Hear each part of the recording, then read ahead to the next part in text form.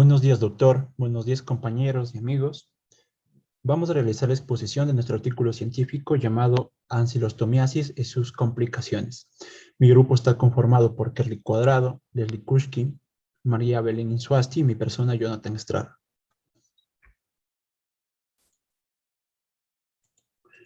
Entonces, la ansilostomiasis. Según nos menciona Vitae y sus colaboradores, la ansilostomiasis es una enfermedad causada por gelmintos de la familia Ancylostomatidae. Los agentes etiológicos que afectan al ser humano son el Necator americanus y el Ancylostoma duodenale. Forman parte de los geogelmintos, tal como nos menciona Bejarano y colaboradores. Esto quiere decir que para poder completar su ciclo biológico tienen que pasar por el suelo.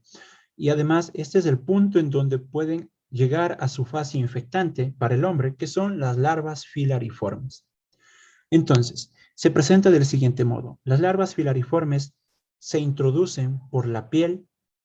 Luego de introducirse por la piel, tienen acceso a los vasos linfáticos y sanguíneos, a partir de los cuales logran llegar hacia los pulmones. De los pulmones pueden ascender por la tráquea, llegar a la faringe, teniendo ya acceso finalmente a lo que corresponde el tracto digestivo. Desde ahí descienden hacia el estómago y finalmente pueden llegar hacia el duodeno, el intestino delgado, que corresponde a su hábitat. Presentan una cápsula bucal armada con dientes que facilita su adhesión a la mucosa duodenal e intestinal, como nos menciona Cuevas y colaboradores. Como podemos observar en la imagen, se presenta la cápsula bucal con los dientes, la cual le puede dar la adhesión hacia la mucosa del intestino, el duodeno y el intestino delgado. Y es por esto, es esta que le da la capacidad hematófaga a estos gelmintos, dado que, por ejemplo, un gusano al día puede consumir de 0,05 a 0,3 mililitros de sangre. Entonces, analizando si el individuo presenta una gran carga parasitaria, podría enfrentarse posteriormente a consecuencias como la anemia. La anemia puede ser de tipo leve, moderada o grave. Esto, según nos menciona Calvopini y sus colaboradores, estará dado en dependencia de la carga parasitaria. Entonces, cuando los gelmitos se adhieren a la mucosa del intestino delgado, absorben sangre, causan erosiones, úlceras y favorecen, como podemos ver en las imágenes, la pérdida de sangre, dado que secretan sustancias que son anticoagulantes y enzimas. Finalmente, según nos menciona Gayatri y sus colaboradores, la ansilostomiasis, dado su prevalencia, por ejemplo, en lugares endémicos, en países tropicales, su prevalencia podrá generar gran impacto socioeconómico. Materiales y métodos. Hay que recalcar que para la toma de muestras se le realizó mediante los líderes comunitarios. Para la toma de muestras biológicas se utilizaron muestras fecales donde a cada niño, junto con su representante, se sometieron a una anamnesis clínica en busca de manifestaciones clínicas de anquilostomias. También se tomaron muestras de sangre en dos tubos, uno sin anticoagulante y otro con anticoagulante mediante la punción de la vena cubital, previa asepsia con alcohol isopropílico. Se analizaron las muestras de heces fecales de 200 pacientes, tomando en cuenta datos particulares, como variables de sexo y edad. La recolección de las muestras fecales se realizaron en un frasco de boca ancha y tapa con rosca, utilizando paletas de madera para la extracción de las heces lo más frescas posibles, en una cantidad entre 5 a 10 gramos. En pacientes con uncinariasis se realizaron estudios de parásitos en heces en 3 muestras consecutivas por la técnica de concentración con éter-formol, observándose así la presencia de huevos de uncinariasis. Para el diagnóstico de anquilostomiasis intestinal se realizó la técnica endoscópica, en la cual el paciente debe tener y seguir una dieta líquida desde el día anterior al mediodía y estar en ayunas desde la noche anterior. Al ingreso hospitalario se necesitan pruebas de laboratorio que mostraron sangre blanca y recuentos de células. También se realizaron frotis periférico, pruebas de electrolito, función renal y coagulación. Añadiendo a estas pruebas, se realizan las de hemoglobina, HCT, BCM, HCM, CHCM, plaquetas, leucocitos, neutrófilos, eosinófilos, proteína C reactiva, albumina y globulina. Al octavo día de su estancia hospitalaria se realizaron exámenes coprológicos, encontrándose huevos de ancilostoma. También se debe utilizar exámenes analíticos para comprobar la existencia de una anemia severa. Además, se realizan estudios adicionales, como la ferrocinética, hemólisis y otras infecciones. Incluso se debe realizar una prueba rápida para el VIH y ELISA para el HTLV-1. Para identificar la especie ancilostoma duodenale, se realiza el examen microscópico de heces mediante una observación directa, una biopsia de la mucosa duodenal y análisis histopatológico de una sección longitudinal teñida con hematoxilina eosina. Continuando con la presentación, ahora hablaremos acerca de los resultados. En primer lugar, en el estudio realizado por Vitae, fueron incluidos 65 niños con edades comprendidas entre los 4 y los 12 años, en donde un total de 58 niños presentaron infección por parásitos intestinales, con una prevalencia del 89.2%. Además, cabe recalcar que se encontraron 6 casos de infección por anquilostomidios, con una prevalencia del 9.2%. Además, también 4 niños presentaron síntomas, destacando entre estos la diarrea, la pérdida de peso y la palidez cutáneo-mucosa. Por otro lado, se aprecia que el 86.2% tenía hemoglobina baja y tan solo el 13.8% estaba dentro de los valores considerados normales en cuanto a la edad y al género. Además, también el porcentaje de eosinófilos resultaron elevados en un 46.2% de los casos, mientras que la IgE estaba elevada en el 84.6% de los casos, es decir, en la gran mayoría. Como dato adicional, cabe mencionar que los niños presentaron más anemia en relación a las niñas, en una relación de 96.7% a 77.1%. En la imagen observada en la parte inferior izquierda se puede apreciar uno de los principales síntomas que causa este parásito en los infantes. Por otro lado, los resultados de la investigación coproparasitaria realizada por Bejarano indican que de los 200 perros analizados, 71 de ellos tuvo parásitos, en donde la cifra más alta es de los perros con ancilostoma SPP, pues se presentaron 30 casos. Además, los resultados muestran que se observa una mayor presencia de este parásito en 24 casos de animales que pasan en el patio, a diferencia de uno que se encuentra dentro de la casa. Y por último, 5 con estancia mixta, es decir, tanto fuera como dentro de la casa. Además, como dato se podría mencionar que se observa un mayor grado de infestación de este parásito en 20 machos en relación a 10 hembras. Por otra parte, en el tercer caso clínico presentado por Rosso, en el paciente se evidenciaba anemia microcítica hipocrómica con anisocitosis. Además, el hemograma posttransfusional mostraba un aumento de los valores séricos de hemoglobina. Por otro lado, se realizó una colonoscopía que resultó normal. Sin embargo, la ecografía abdominal total reportaba como único hallazgo una esplenomegalia moderada. Y adicionalmente, la endoscopía de las vías digestivas altas evidenciaba hernia hiatal sin esofagitis, además de hallazgo de un cinariasis duodenal. En cuanto a la investigación realizada por Guardado, demostró que en la analítica, el hemograma demostraba una hemoglobina de 9.4 gramos sobre decilitros, además un hematocrito de 29.3%, acompañado de un volumen corpuscular medio de 65.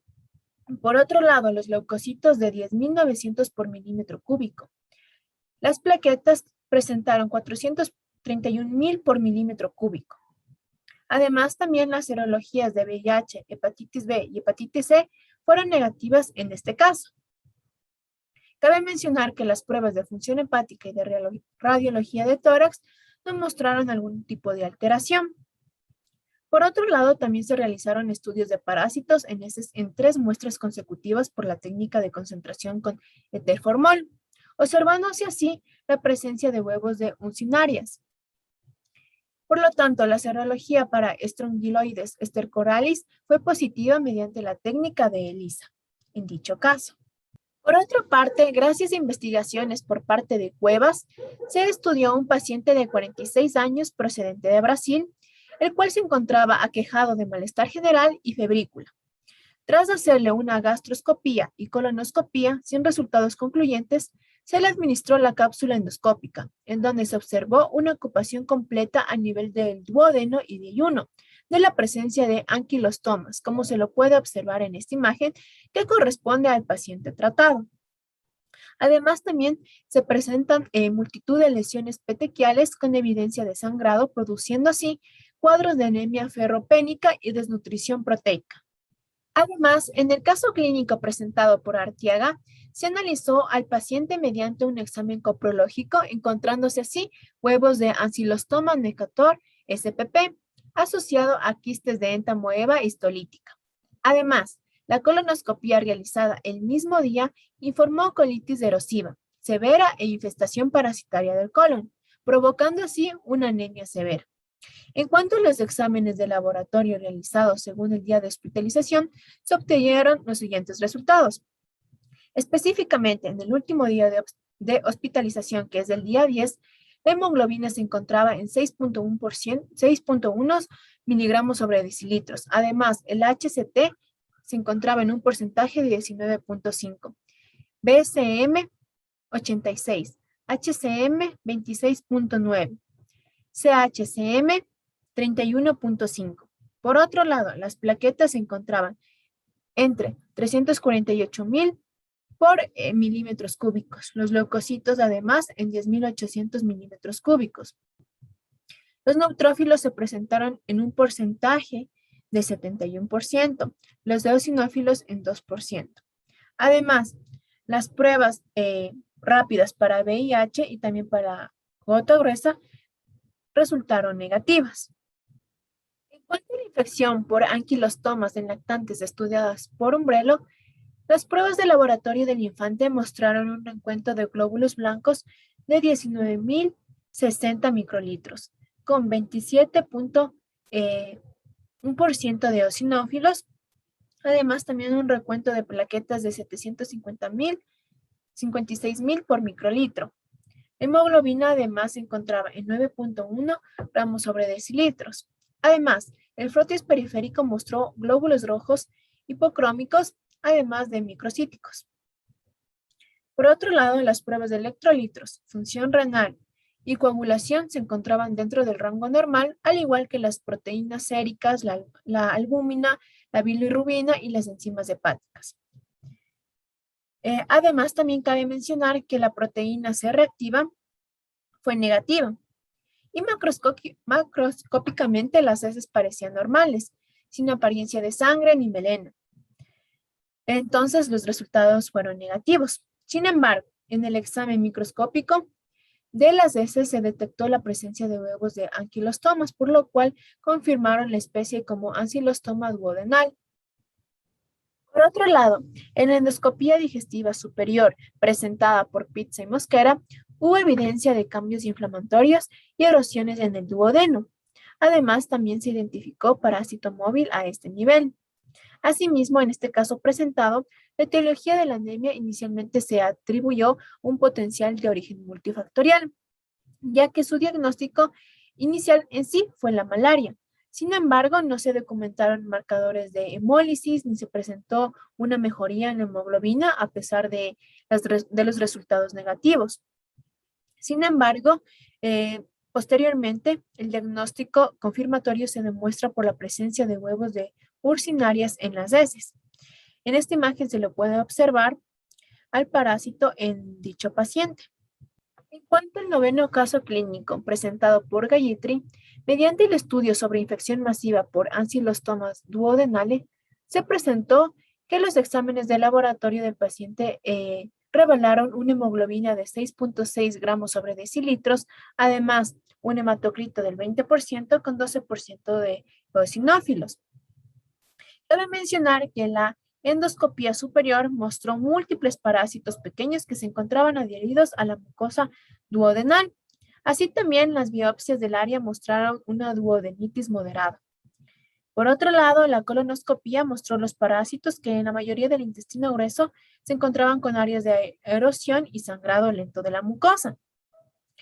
Además, también las heces del paciente se examinaron por sedimentación rápida, mostrando así huevos de urcinaria y también escasos parásitos adultos.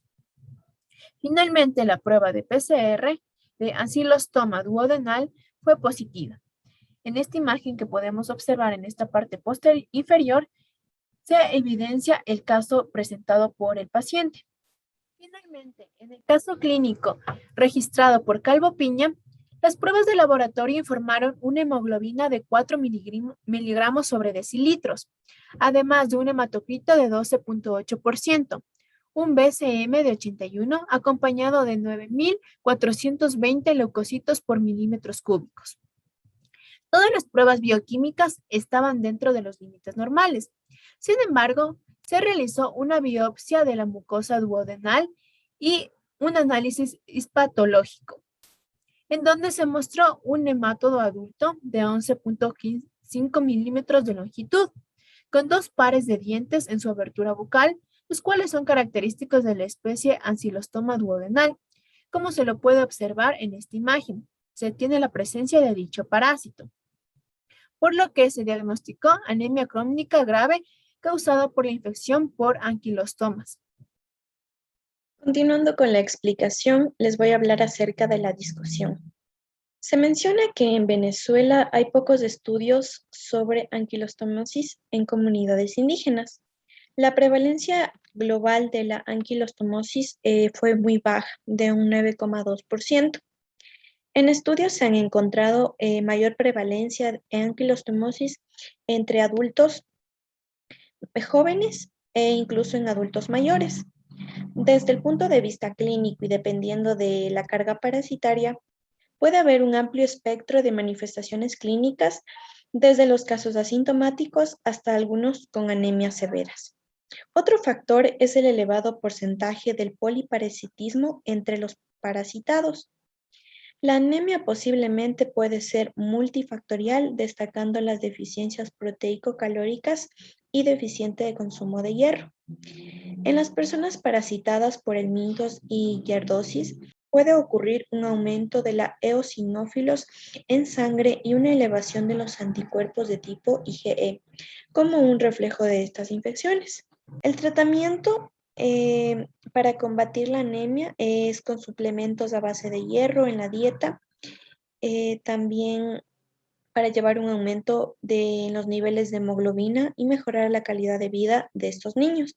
Aquí también se explica que la uncinariasis se va a producir por Ancylostoma duodenale y Necator americanus.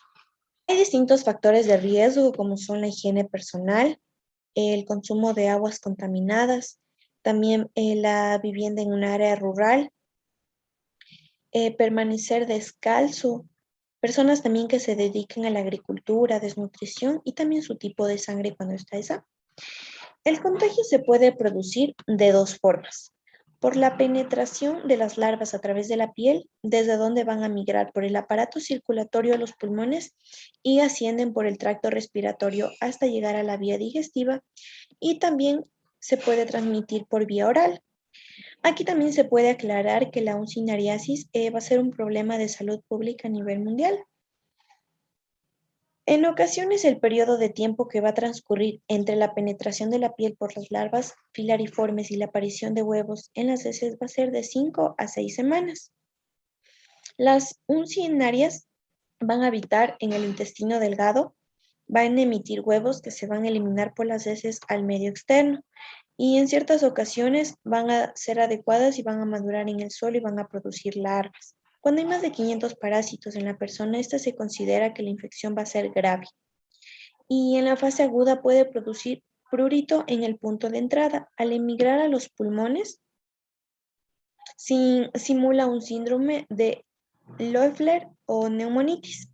Según Cuevas, se refieren aquí a que con la ayuda de la cápsula endoscópica se puede lograr una completa visualización del tracto gastrointestinal y para esto un certero diagnóstico de la enfermedad del paciente, la cual va a ser la anquilostomiasis intestinal y esta va a permitir un adecuado tratamiento y posterior curación del paciente.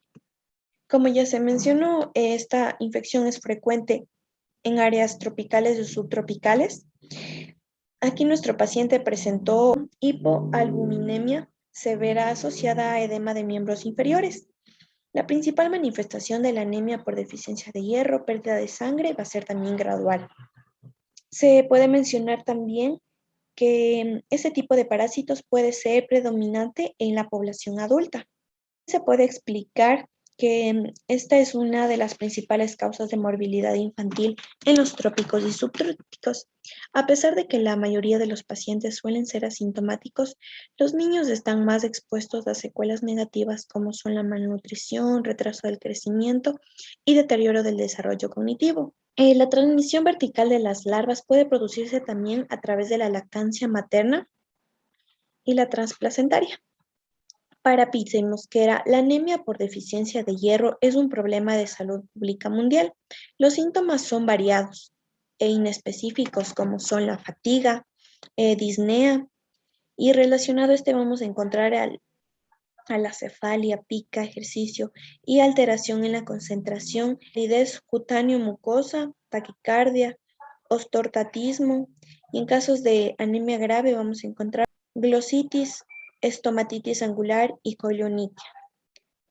También se determinó que la manifestación clínica por uncinarias es la pérdida crónica de sangre en el tracto intestinal, que esta va a llevar a la anemia ferropénica. También se demostró que los parásitos se adhieren a la mucosa y submucosa usando la cápsula bucal para alimentarse. Un mismo parásito se alimenta en múltiples ocasiones y en diferentes lugares de la mucosa en periodos cortos de tiempo. Las porciones superiores del intestino delgado son el hábitat normal para la uncinarias. Finalmente, tenemos que en un estudio en la misma población se encontró una tasa de infección del 9,1% y este paciente provenía de un área subtropical de la región costera del Pacífico. También en este caso fue diagnosticado por duodenoscopía a través de la observación de parásitos adultos en el duodeno y el tratamiento ya mencionado, albendazol. Finalmente, como hemos podido ver, los niños afectados, además también que puede presentarse la anquilostomiasis en adultos, tienen una mayor probabilidad de presentar anemia dada la carga parasitaria que los mismos logran tener o bueno, que se presentan en ellos en el duodeno y en el intestino delgado. Esto como hemos podido observar por la capacidad hematófaga que tienen estos gelmintos, tal como nos menciona Vitae y sus colaboradores y además Rosso y sus colaboradores. La anemia ferropénica y eosinofilia deben dar sospecha de anquilostomiasis. Esto siempre para poder considerar, por ejemplo, realizar un test coproparasitológico antes de realizar otras pruebas invasivas como endoscopías digestivas, por ejemplo, para descartar cualquier probabilidad de la anquilostomiasis, según nos menciona Guardado y sus colaboradores. Finalmente, como nos menciona Calvo Piña, el tratamiento más recomendado son los antigelmínticos como el mebendazol, el albendazol y el pomoato de pirantel. Pero además, según el estudio o en el caso clínico presentado por este autor, una dosis única presenta un porcentaje de curación entre el 61 y el 98%. Por tal razón, el mismo nos recomienda administrar 400 gramos de un antigelmítico, en este caso albendazol, pero por 3 días consecutivos. Cabe recalcar que el porcentaje en gramos dependerá del tipo de medicamento y en lo que se hace referencia es en los días consecutivos que se administra el medicamento para que tenga una mayor efectividad y el paciente finalmente pueda curarse.